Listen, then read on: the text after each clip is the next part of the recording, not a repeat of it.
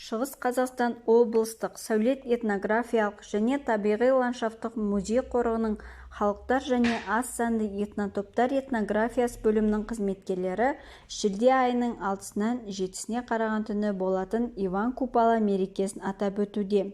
Біздің өңірімізде Қазақстан тәуелсіздігін алған уақыттан бері Шығыс Қазақстанның славян халықтарының мерекелік іс-шаралары этнография музейінде жиі өткізіледі.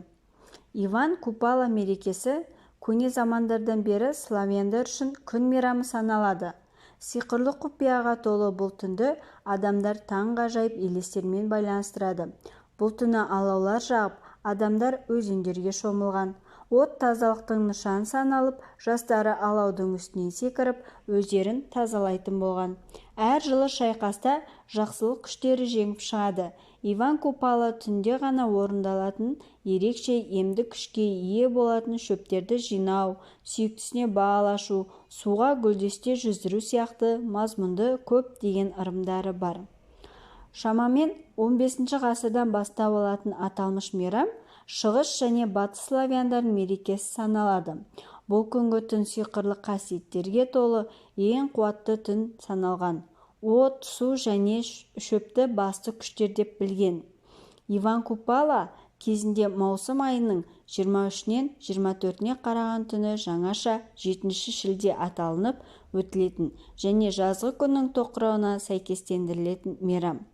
Бұл түні адамдар ұйықтамай таңды күткен.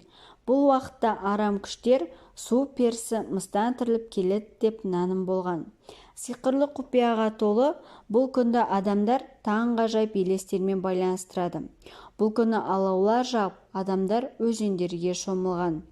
Бұл мереке дәстүрлерге өте бай, бірақ ең танымал, ескі және қуаттың бірі. Иван Купалда гүлдесте өру, сондай-ақ оған жай үй шаруашылығына шөп жинау және тағы басқалар болған. Осы мерекенің көптеген салттары шөптермен байланысты. Гүлдер мен шөптерді жинап алып, оларды Иванның шыршасының астына қою дәстүрге айналды. Содан кейін оларды дәрілік деп санап, кептіріп қорғайды. Бұл шөптер науқастарды өртеді, зұлым рухтармен күреседі, сондай-ақ басқа да рәсімдерге қолданылады. Иван Купалдың түніндегі ең танымал қыздың әдет-ғұрыптарының бірі гүлдесте тоқу және оларға бал ашу болады. Қыздар таңертеңнен бастап гүл шоқтарын жинайды.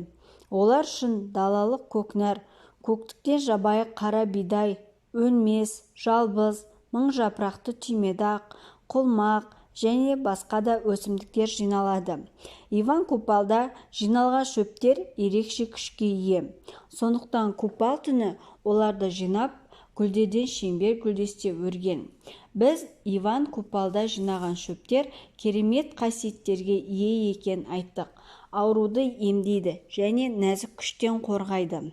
Әр жылы шайқаста жақсылық күштер жеңіп шығады және осы мереке кезінде көп нәрсені істеп үлгеруге керек деп санаған.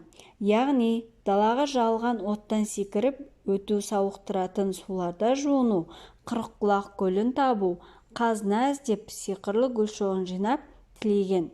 Оған қоса малдан барлық ауруларды аластату үшін үйірді шоғыр сөнбеген гүлден айдап өту керек деген ұғым қалыптасқан. Тірі табиғи гүлдерінің гүл шоғыры тұмар ретінде саналды. Басында гүлдесте шеңбері бар қызға зұлымдыққа қалай кез келген адам өкінетін сиқырлы күштерге ие деп сенді. Сондықтан гүл шоқтары күн бұрышына айналды. Сондықтан өрген гүлдестені күн айналым сәтінде жасаған гүлдестердің қараңғы күштен нық қорғау үшін және түндердің ұзағырақ болуына қуана оған сарымсақ және жусан сияқты өсімдіктерін өріп қосқан. Оттан секіріп ойнаған адамдар осылайша тың күш-қуат аламыз деген сенімде болған. Қыздар дала гүлдерінен жасалған тәжді суға ағызып тағдырына болжам жасаған және өсімдіктердің сиқырлы күші болады деп сенген. Әсіресе дәл осы күні Қырыққұлақ көлін алғаш тауып үзіп алған адам бай және ерекше күшке ие болады деп ойлаған. Осында тұратын әр ұлттың мәдениетін, дәстүрін жұртшылыққа насихаттауда этнография музей-қорығының және ассамблеяның үлесі зор. Ынтымағымыз жарасып, осылай бірлескен іс-шаралар өткізіп, әрқашанда аспанымыз ашық, еліміздің болашағы жарқын болғай.